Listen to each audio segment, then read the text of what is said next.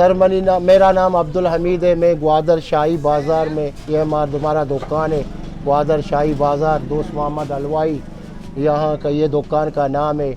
हमारे पास सर दरमान हलवा है और दूसरा बानूर हलवा है, सादा हलवा भी है, मीसू है, मोतल है। और हमारे हलवा जो है अमेरिका के लोग भी आते हैं यहाँ खाने के लिए। बहरीन, दबी, मस्कट और तुर्बत, ग्वादर, पाकिस्तान, मक्का, मदीना में हम लोग का हलवा गया, रेवंड में गया और अल्लाह आपको नहीं किया इंग्लैंड में गया।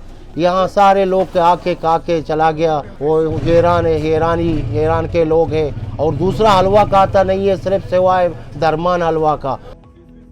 किलो सर इसका दरमान का हलवा किलो 1000 रुपया, वो सादे का वो 600 रुपया किलो है। और तुर्बत में और तुर्बत पंजगूर ये साइड में ऐसा गाड़ी नहीं है कि हमारा हलवा उसमें नहीं है, वो गाड़ी जाता नहीं है। और ऐसा जहाज़ भी नहीं है इंशाल्लाह वो उड़ेगा, वो हमारा जो है हलवा अमान और बहरीन में नहीं लेके जाएगा।